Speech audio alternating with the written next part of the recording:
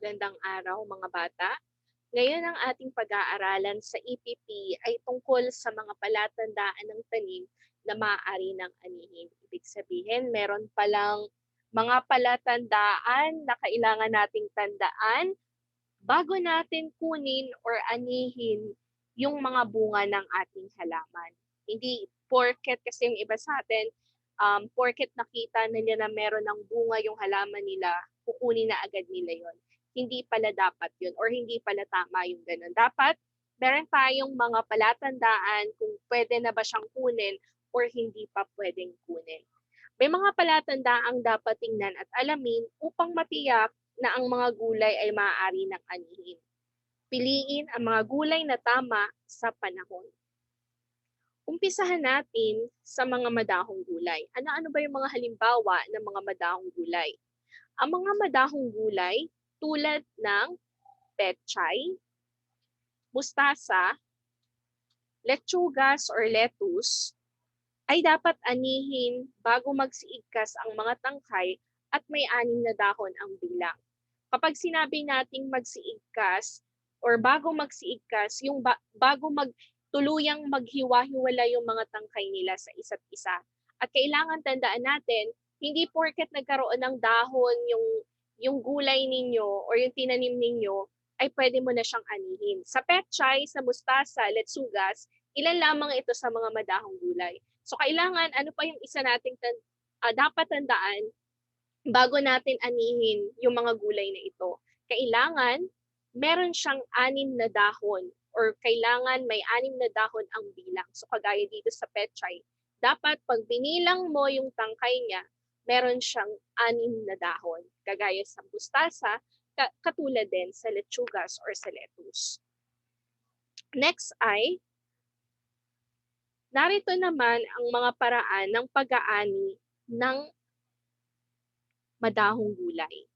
Una, maaaring talian ilang araw bago anihin upang hindi gaanong nakabuka ang mga dahon at anihin ng angat sa lupa. Balikan natin yung picture kanina. Ayan.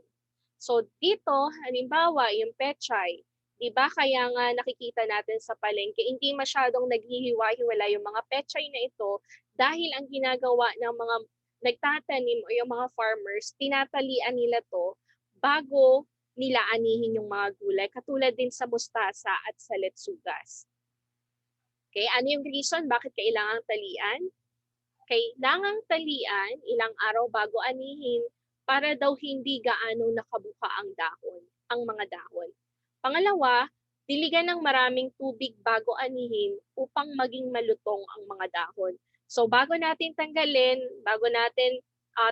dun sa lupa yung mga madahong gulay or yung halaman natin, kailangan diligan natin siya ng maraming tubig para mapanatili niya yung crispiness ng mga dahon. Hindi yung halimbawa, kapag aanihin na natin siya, hindi natin dinigan. Ang mangyayari nun, fresh siya, yun nga lang, medyo lanta na yung gulay na inani natin.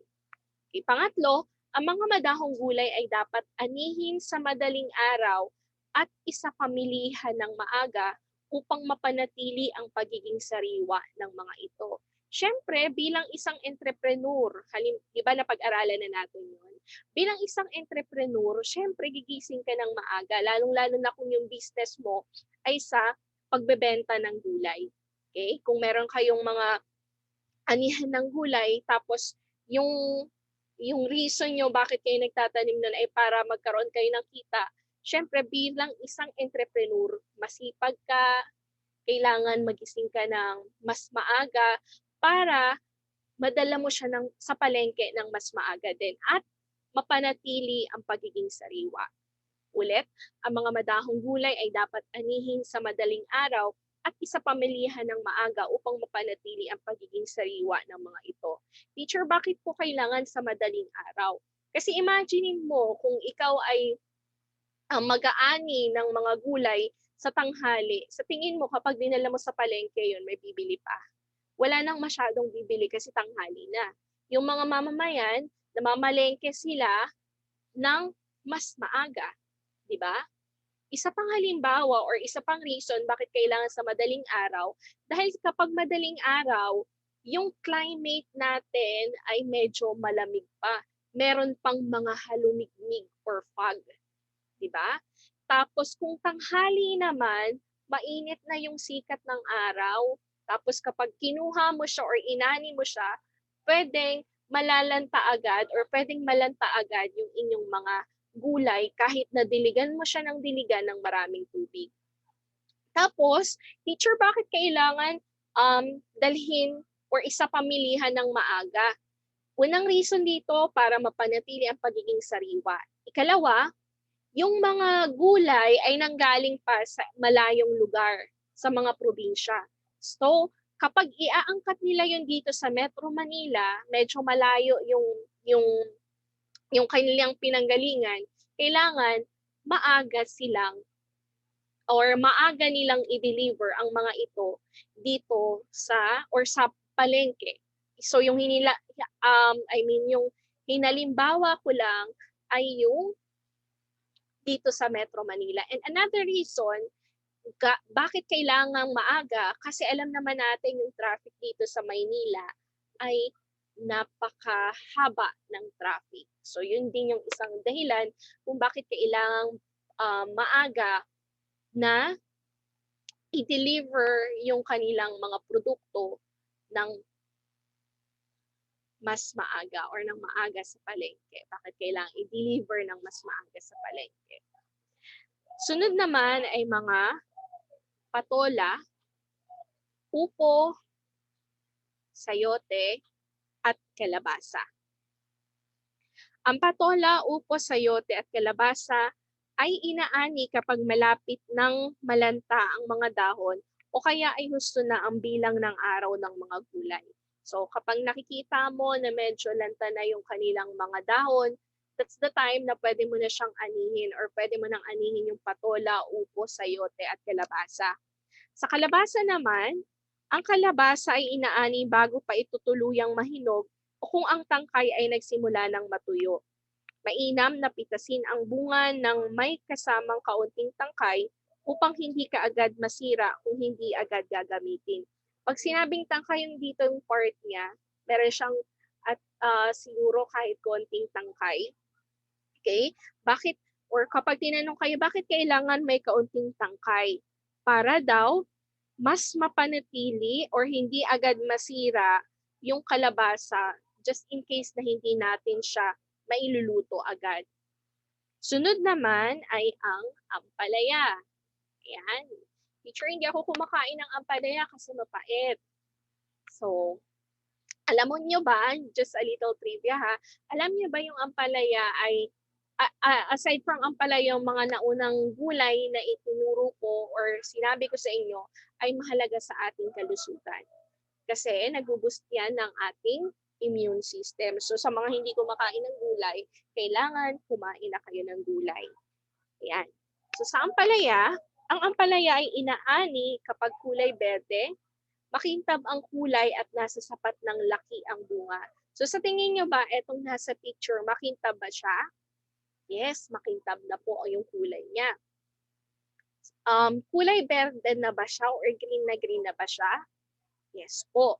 So dapat nasa sapat ng laki ang bunga. Meron ding mga ampalaya, yung mga maliliit na ampalaya na kinukuha na or inaani na.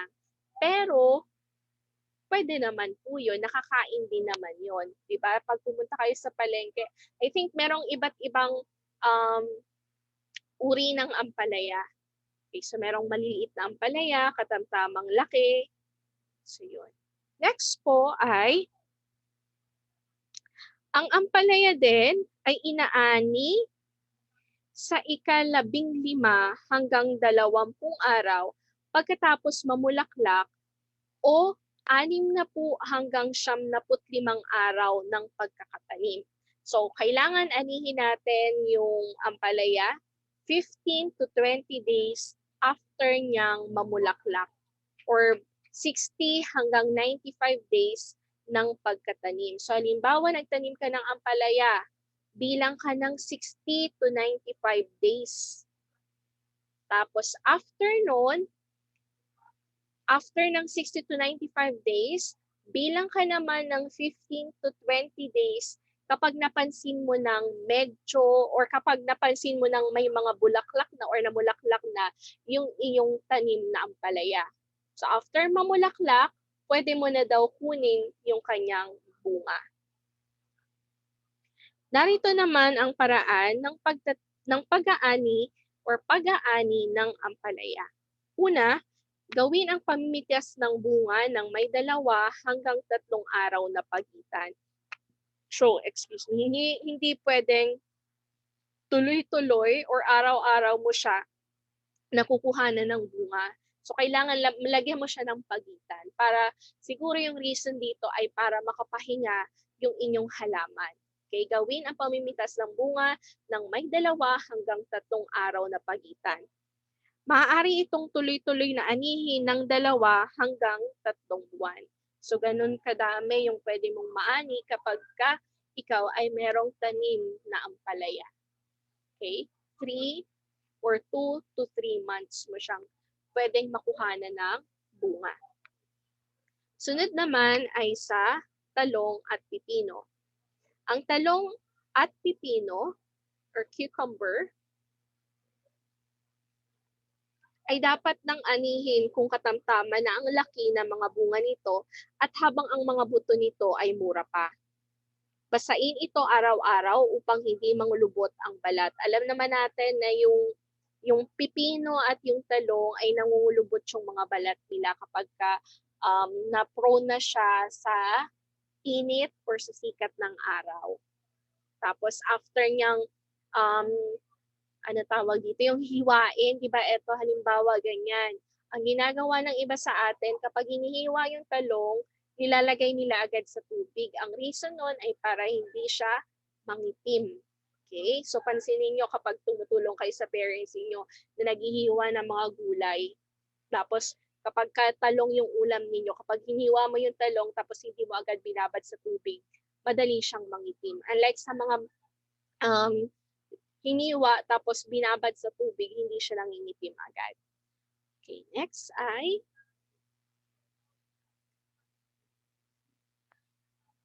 okra. Yan. So, okra.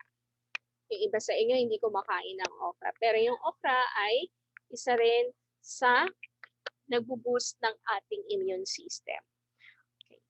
Maaari nang anihin ang okra 45 days pagkatapos maitanim depende sa uri ng binhi or 45 araw pagkatapos maitanim depende sa uri ng binhi. So meron ding iba't ibang klase ng okra. So merong mga okra na sobrang liit, meron ding mga okra na malalaki. So different classifications ng okra. Hindi ko na iisa-isahin ito. So pwede na raw dating may ani yung okra after 45 days. Mag-ani ng 2 hanggang 3 beses sa isang linggo, kagaya doon sa ampalaya. Sunod naman ay ang sitaw. Ang sitaw ay dapat anihin habang mura pa dahil nagiging makunat at matigas ang mga hilatsya nito kapag inani ng magulang na. Para naman sa kinchay, dahon ng sibuyas or spring onion at unsoy at yung iba naman ay tinatawag itong wansoy. Ito ay inaani kapag ang tangkay ay malutong at mura pa. Teacher, ano po yung pagkakaiba ng kinchay at unsoy? Parang magkahawig po sila. Ang pagkakaiba po nila ay yung sa itsura ng kanilang mga dahon. Ito yung pagkakaiba. Ang kinchay, ganyan siya, samantalang yung wansoy ay ganito naman. So, pwede silang ihalo sa pansit. So, nilalagay siya sa, anong tawag dito, yung sa decorations, or pwede rin pang toppings sa pansit at sa mga iba pang mga ulam or mga niluluto natin. Okay, so ito po yung pagkakaiba nila, kinchay at yung wansoy. Okay, so inaani ang mga ito kapag ang tangkay ay malutong at mura pa dahil mapait ang lasa ng mga dahon ng mga dahon nito kapag inaani ng magulang na. So tandaan natin, kapag bata pa or habang mura pa yung kinchay or yung kinchay, dahon ng sibuyas at unsoy or wansoy, dapat anihin na natin kasi kapag medyo magulang na, mapait na yung lasa nito. Sunod naman ay sa sibuyas at bawang. Ang sibuyas at bawang ay kailangang anihin kapag ang mga talbos ay lanta na. Okay? So kapag yung mga dahon niya ay lanta na, pwede mo nang kunin yung mga sibuyas at yung bawang. Maaring ibugkos or ibungkos ang sibuyas at itirintas naman ang bawang ayon sa nais na bilang o timbang bago isa pamilihan. Para naman sa repolyo, ang repolyo ay dapat anihin sa takdang panahon. Pumapait at madaling pumutok ang balat nito kapag lagpas na sa takdang panahon ang pag-aani. Sunod, para naman sa mga bungang ugat, ang bungang ugat ay karaniwang inaani pagkaraan ng takdang bilang ng araw batay sa uri ng bungang ugat na itinatanim. Maaari ring malaman kung gusto na ang laki sa pamamagitan ng paghuhukay sa isang bahagi ng taniman. Isang halimbawa ng bungang ugat ay ang kamoteng kahoy. Ang kamoteng kahoy ay inaani sa pamamagitan ng pagbubunot or pagbunot ng buong puno pagkaraan alisin ang mga sanga nito. Alam niyo ba, class, yung dahon ng kamoteng kahoy ay pwedeng gulayin. Okay? So ako nakatikim na ng dahon ng kamoteng kahoy. Kasi doon sa Bicol, iniluluto yan, kinakain yan. Okay? So, kamoteng kahoy, inaani sa pamamagitan ng pagbunot ng buong puno, pagkaraan alisin ang mga sanga nito. Sunod naman ay ang labanos, kamote, at patatas. Ang labanos, kamote at patatas ay inaani kapag lanta na ang mga dahon, gusto na sa laki, matigas at malutong. Hinuhugasang mabuti or hinuhugasan munang mabuti ang mga ito at pinabalot sa dahon bago ilagay sa sako upang isapamilihan. Ang ilan sa mga bungang ugat ay hinahayaan munang nakalantad sa init ng araw upang matuyo ng bahagya at maiwasan ang madaling pagkasira at mapanatili ang mataas na uri sa mas matagal na panahon. So yung iba ang ginagawa nila, after nilang maani yung mga bungang ugat na ito, kagaya ng labanos, kamote at patatas, binibilad muna nila sa araw bago nila dalhin sa palengke. Bakit kailangan ibilad sa araw? Kasi para daw mas mapanatili ang good quality or mataas na uri at para mas tumagal yung kanilang produkto. So halimbawa, ako yung farmer, tapos inani ko na yan, yung kamote, labanos, patatas, hugasan ko muna siya syempre para matanggal yung kanilang mga putik or lupa. Tapos after kong hugasan, ilalagay ko siya sa initan para mas mapatagal ko yung kanyang or para mas maging maganda yung kanyang quality. At syempre, para mas tumagal. Sunod naman ay para sa mga halamang ugat, ang mga bungang halaman. Ang mga bungang halaman ay dapat anihin sa tamang gulang at panahon. Sa pag-aani, iwasang bumagsak o mahulog ang mga pinitas na bunga upang hindi malamog. So dapat careful tayo kapag kukunin natin, lalong-lalo na kapag ibibenta natin yung mga bungang halaman, kagaya ng mangga, yung dalandan, apple or mansanas, kailangan iwasan natin siyang mahulog kapag pinipitas natin para hindi malamog. Sunod naman, ang mga bungang sobra ang pagkahinog ay hindi na mabibili, kaya sikaping makuha ang lahat ng hinog na bunga sa isang pitasan.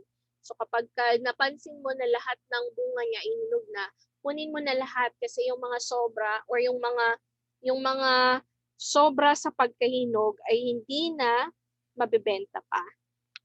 Okay, so kailangan kunin mo na siya lahat sa isang pitasan. Ang mga bungang bulok o may sira ay kailangang ihiwalay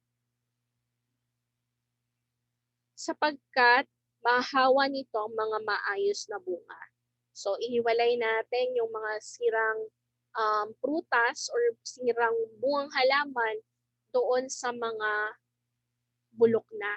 Or kahit may konting bulok siya, ihiwalay mo na siya agad. Kasi mas lalo pang dadami or lalaki yung part ng may mga bulok. So kailangan tanggalin na agad natin siya.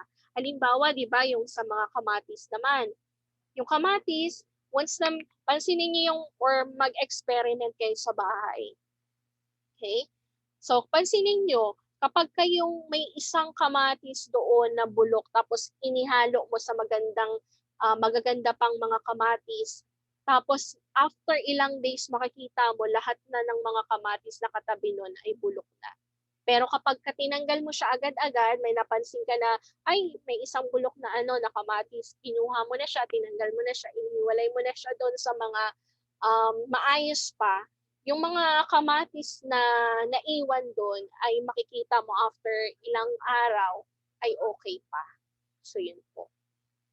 At tandaan natin, class, na maging maingat sa pamimitas at sikaping huwag masira ang mga halaman para ang mga ito ay muling mamunga pa. So yung iba kasi sobra kung sa sobrang excitement siguro, 'di ba?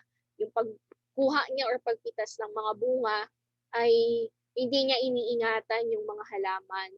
So kailangan ingatan din natin. Take care of our plants sa pagkuha or pag-aani or pagpitas ng bunga dahil pwede pa itong mamunga sa mga susunod na buwan or sa mga susunod na araw.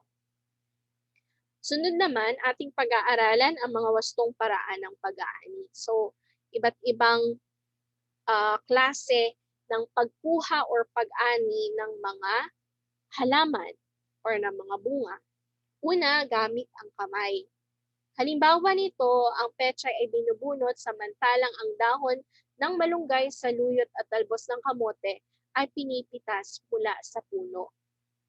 Sunod, so gamit ang kamay, pechay, kinukuha or binubunot, tapos yung malunggay, pinipitas, malunggay sa luyot at talbos ng kamote. Pangalawa, pwede tayong gumamit ng kutsilyo o itak sa pag-aani. Kutsilyo o itak. Ang bunga ng upo at kalabasa ay pinuputol gamit ang itak dahil mahirap siyang kunin kasi matigas yung kanyang tangkay. So kailangan natin dito ng kutsilyo o kaya ng itak. Pangatlo ay panungkit o kauri. Ang bunga ng mangga ay ginagamitan ng panungkit na may supot o net upang hindi malaglag sa lupa ang bunga. So hindi lang mangga yung ginagamitan ng panungkit.